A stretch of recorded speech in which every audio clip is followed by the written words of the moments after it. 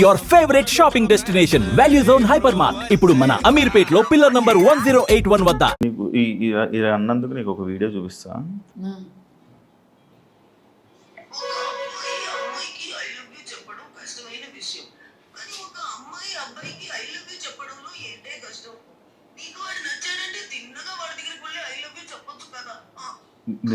నిన్ను ట్రోల్ చేసిన దాంట్లో ఇలా నేను ట్రోల్ చేస్తున్నాను, దానికి వాళ్ళందరికీ ఏమైనా ఆన్సర్ ఇవ్వాలనుకుంటున్నావా?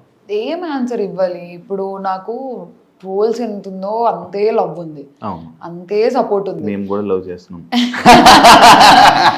అసలు నాకు ఎంత ఎమోషనల్ అయిపోతానో నేను ఆ మెసేజెస్ చూస్తే, అక్క ఎలిమినేట్ అయ్యావు, అన్ఫేర్, అది ఇది అని చెప్పి. ఇంత సపోర్ట్ ఉంది, ఇంత ఫాలోయింగ్ ఉంది, ఇంత లవ్ ఉన్నప్పుడు నేను ఇంకా ట్రోల్స్ కి ఏం ఆన్సర్ ఇవ్వలేను. రసం ట్రోల్ అమ్మ బాబోయ్, అస్సలు ఏంటండి రసం అన్నం ఎలా తింటారండి? స్పూన్ తో ఇలా పాష్ గా అలా తినాలా? నేను మా ఇంట్లో ఎలా తింటాను, అన్నం వేసుకొని రసం వేసుకొని ఇలా తింటాను. దీపికా పదుకొనే తింటారు అని చెప్తారు ఎప్పుడు, నేను రసం ఇలా తింటాను. దీపికా పదుకొని రసం అని కొడితే వచ్చేస్తుంది మీకు. ఎవరైనా మీరు ఎలా తింటారు? రసం తాగుతారా? నేను ఎలా తింటాను, అన్నం ఇలా తింటాము, ఇలా వస్తే ఇలా అన్నమా. దాన్ని కూడా ట్రోల్ చేశారు. మామిడి పండు కట్ చేసుకొని తింటారేమో, పాష్ వాళ్ళకి నచ్చిండకపోయిండొచ్చు. నేను మామిడి పండు మంచిగా ఇలా తినడం నాకు ఇష్టం, అది ఒక ఫీల్. స్పూన్ తో తినే ఫీల్, చేత్తో తినే ఫీల్ స్పూన్ తో తింటే వస్తుందా? రాదు కదా. దాన్ని కూడా ట్రోల్ చేశారు. దానికైతే బాధ అనిపించింది. ఏంటి నేను ఏమన్నాను, తింటాను, ఇలా తింటే ఇష్టం అని అన్నాను, అది కూడా తప్ప. దాన్ని రోత బ్యాచ్ అన్నారు.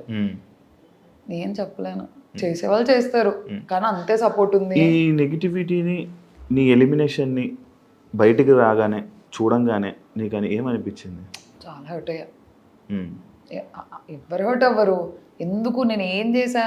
నాకు అదే క్వశ్చన్. ఇంత పెద్ద పెద్ద వర్డ్స్, ఇంత పెద్ద గొడవలు, కేవలం నేను అరవడం వల్ల నేను ఎలిమినేట్ అయ్యానంటేనే నాకు అవ్వట్లేదు, నాకు ఇప్పటికీ అవ్వట్లేదు. అరవడం వల్ల అయ్యానా? ఇంత వర్డ్స్ జరిగాయి, ఎన్ని డిస్కషన్స్ జరిగాయి, వాళ్ళు బాగానే ఉన్నారే. అరవడం వల్ల నేను ఎలిమినేట్ అయ్యా మొత్తానికి.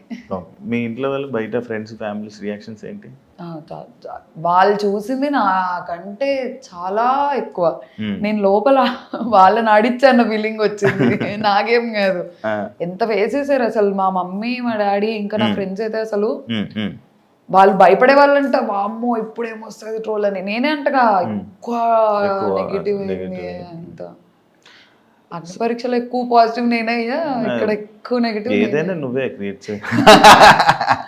మళ్ళీ పంపండి, ప్లగ్ పెడుతూనే ఉంటా, పంపండి అని. ఎవరితో బాండ్ క్రియేట్ అయింది నీకు హౌస్ లో? నాకు ఫస్ట్ శ్రీజ, కళ్యాణ్తో అయింది. కళ్యాణ్తో నాకు బిఫోర్ హ్యాండ్ ఉంది. అగ్ని పరీక్ష జనాలు అందరూ షాక్ అయ్యారు కదా నువ్వు స్టేజ్ మీద కూర్చొని కళ్యాణ్ని పొగడంగానే. లేదు నాకు, నేను అందరినీ పొగిడా, అది కూడా కట్ అయిపోయింది. నాకు థర్డ్ వీక్ లో అందరితో క్లోజ్ అయిపోయా, అందరితో ఒక బాండ్ వచ్చేసింది నాకు. అందుకే నేను హార్న్స్ పెట్టమంటే నేను పెట్టను అన్నా ఫస్ట్. సార్ పెట్టాలమ్మా అన్నారు. నేను మాట్లాడదాం అనుకున్నా, ఇలా పెట్టను సార్ అని అన్నా.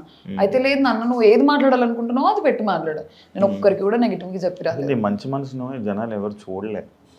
నువ్వు ఇప్పుడు నా ఇంటర్వ్యూలో ఉన్నట్టు ఉండుంటే ఇప్పుడు నాకు భలే నచ్చావు, మాటలు కానీ ఇది కానీ ఒక నట్ చేయకూడదు. మేబీ అక్కడ కూడా సరిగ్గా చూడలేదా మరి, కనబడలేదా? అందరు ఏడ్చారు మరి నా కోసం. లేకపోతే నన్ను ఏమైనా ఇంప్రెస్ చేయడానికి ఇలా అంటే జనాల్ని ఇంటర్వ్యూలోనే. మీరు ఒకసారి చూడండి మళ్ళీ, అందరు ఎమోషనల్ అయ్యారు. లాస్ట్ వీక్ లో సంజన గారు మిడ్ వీక్ ఎలిమినేట్ అయినప్పుడు కూడా నన్ను నెగిటివ్ గేమ్ అనలేదు. గొడవ అయిందే మా ఇద్దరికి. మేమిద్దరం కలిసిపోతాం, మేము అందరం కూర్చొని మాట్లాడుకుంటాం, అందరం అల్లరి. సంజన గారు డైనమిక్ అని అన్నారు. నేను అంత నెగిటివ్ హౌస్ మేట్స్కి అయితే నన్ను డైనమిక్ అని ఎందుకు అంటారు, తిడతారు. కానీ హ్యాపీగా నవ్వుతూ వెళ్ళి అన్నారు, కానీ ఇక్కడ ఉండిపోరా అని అనలేదు కదా? లేదు అంటే వాళ్ళకు ఉంది, వాళ్ళ ఒక షాక్. నేను లోపలికి వెళ్ళేంత వరకు అందరు నో ఎలిమినేషన్ అనుకున్నారు. ప్రియా ఎందుకు ఎలిమినేట్ అవుతావు, సుమన్ అని అన్నారు. నువ్వెందుకు ఎలిమినేట్ అవుతావు, నువ్వు అవ్వవు, నో ఎలిమినేషన్ అని అన్నారు. నేను లోపలికి వెళ్ళిపోయిన తర్వాత కూడా ఎక్కడో ఉండే హోప్, నాకు సార్ నో ఎలిమినేషన్ అంటారేమో అని.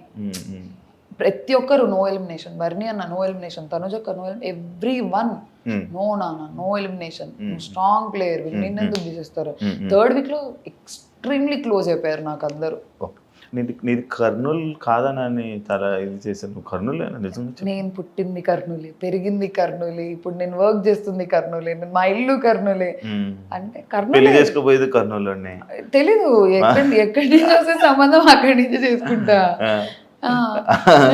ఎక్కడ నచ్చితే అక్కడ చేసుకుంటా. నేను ప్రాపర్ కర్నూలు అమ్మాయిని, ఇక్కడే పుట్టా, ఇక్కడే పెరగా, ఇక్కడే తిరుగుతుంటా. మరి వెళ్ళి ఆ బూర్జు, కొండారెడ్డి బూర్జు అదే అయ్యారేమో, అక్కడ ఒక ఫోటో దిగి పెట్టింటే బాగుండేది అని చెప్పి అప్పుడు యాక్సెప్ట్ చేసుకునే వాళ్ళేమో మా కర్నూలు వాళ్ళు కూడా.